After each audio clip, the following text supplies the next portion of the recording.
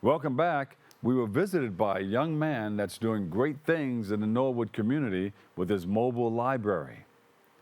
We spoke to him about his business and how it has grown over the last 7 years, and so much more. Let's take a look back at our conversation with Brandon Montes. Welcome to the show. Thanks for having me. Yeah. So you enjoying what you see so far? What you've seen so far on the show? I do. It's definitely some interesting stories, and I'm glad to be on the card, so to speak. With different voices being highlighted here in the Bronx. I love the Bronx myself, born and raised here. So, to be on BronxNet is a big deal to me. And I'm with the community library. I'm always trying to highlight Bronx voices, us reading in the Bronx, positivity for the Bronx. So, since you said you're happy to be on the card, you into boxing? Actually, I'm a big pro wrestling fan, to be honest. They have a card too, right? Yeah, they have a card too, yeah. I knew it was one of those. Yeah. So listen, how did you get started in Norwood Community Library? Well, yeah, back in 2018, I was working for the city in social work at the time. I was thinking about how could I help? How could I do something in my community, something small but impactful in my own way? At the time, we did not have a bookstore in the Bronx. We have Litboard now, which is great, but Barnes & Noble left, and there wasn't a single independent bookstore in the Bronx. Barnes & Noble was in Co-op City, right? Yeah. Yeah. I know Steve Harvey did a big book signing over there. Of course. That day.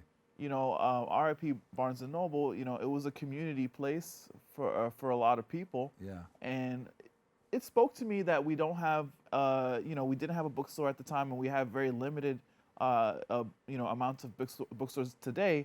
So it made me think about what's our relationship with reading in the Bronx. Yeah. So anyone who likes to read has some extra books to spare, and so I started taking some extra books I had.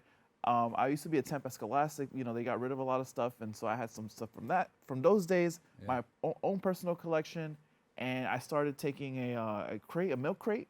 I chained it to like a fence near the deli. And even though it seems a little like, rudimentary there, a community came from that. I've seen that. Yeah, I've seen that happen. Yeah. So in a way, it's like kind of like a Bronx version of a little library. But with the pandemic, I switched formats because I felt more responsibility about watching what I give out. So I started tabling. And I've also helped establish some little libraries in the neighborhood that I put books into when I'm not tabling. Right. Yeah.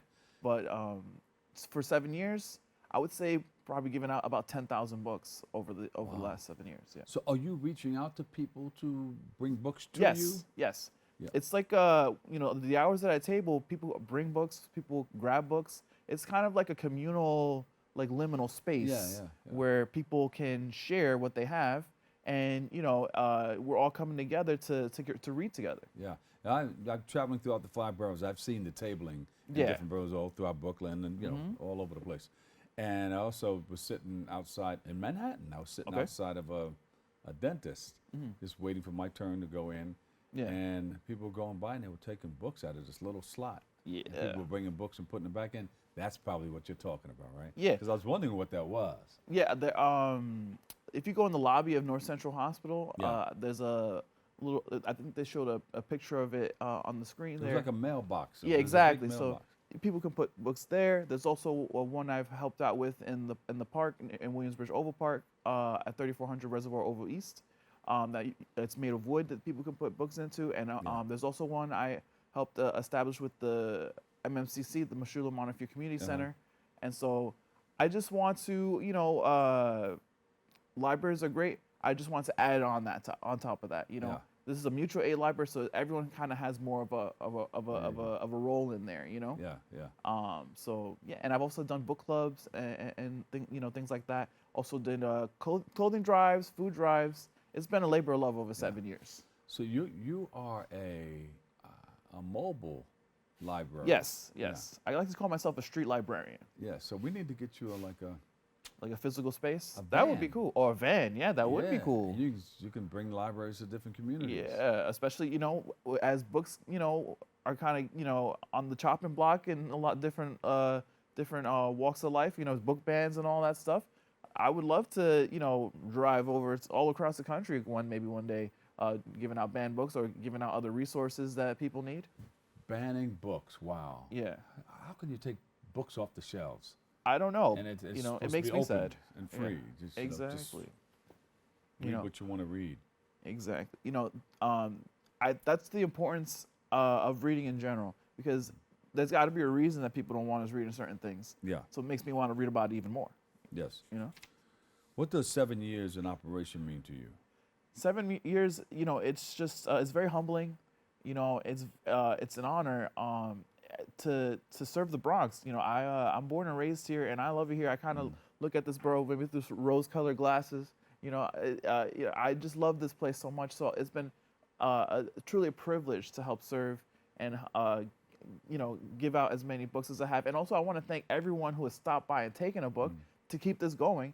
People who have donated money as well, or people who have donated books or come and tabled with me. This has been like, I am the leader of it. It's a non-traditional organization that is mostly me and volunteers that cycle in and out. Yeah. But I would be nowhere without the Bronx community. And you got a lot of people to help you out Exactly. and that you interact with. Yes. Is there Jessica from Kingsbridge? Yes, Kingsbridge Unidos. Yes, yes. Yeah, we did buckets for the Bronx last summer. Right. And I believe they're gonna have an anniversary picnic, and I'll probably stop by with some books as well. You gotta table it. I'll table, yeah. Table it. Bring the cover just in case. Of course, yeah. I have a parasol. Someone donated a parasol, but like, cause like sometimes the sun's a little much, and this rain has been a lot lately. Right. But you know, I'll take the precautions. You know, but I would love to table. You know, anywhere. It's just I also kind of limited because I don't have a car. But I usually stick to my neighborhood. And for me, I don't stretch myself too thin. That's why I feel like it's been able to last as well, you know? Well, I can see you in one of those, like a camper. The thing comes out where, you know, you keep the rain off of you. You have your tables under there. You can do your books. Yeah. And it's very special if you want people to come into your trailer. Maybe. What I am working on is maybe having like a non-traditional third space. I'm getting some chairs, and while I'm tabling, I'm inviting people when I get another chair, but I'm inviting people to sit down and read if they want for a few as well, for free. Sit down somewhere for free. Yeah, and what if you had that where you could sleep in it too, like a Winnebago, and you can travel to travel like maybe. You know what? Somewhere I'm gonna wake up here at 6 o'clock in the morning and open up table. Yeah. You know, that is you might be cooking right now. This is that does sound good. I just I do have my day job, but at the same time, maybe one day this is what I do full time. Yeah. You know, so I have this vehicle over here 6 o'clock in the morning because after I get off of my day job, I'm gonna come and meet you to set up the table and everything. And you know, thankfully, was able to do different book drives. So like maybe we could get other people in different communities involved as well. Yeah. Do you have anything special planned for the 7th anniversary?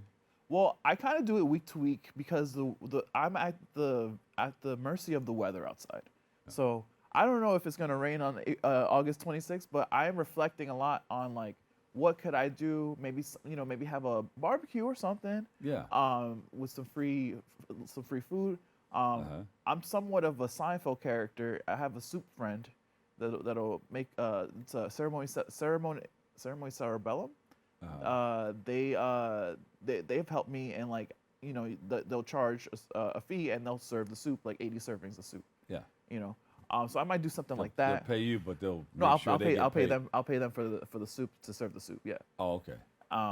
And what if they charge for the soup and they give you a portion of what they charge? You just add a little no, more the soup is to going to it. be free for the community. So I just like raise the money to pay them what they need for their services and give it out in the neighborhood and stuff like that. There you go. But just make sure it's not 90 degrees out. Exactly. So but like, I love soup in 90-degree weather. You know, we pretend we're back on the island. Cool You off a know, little bit. exactly.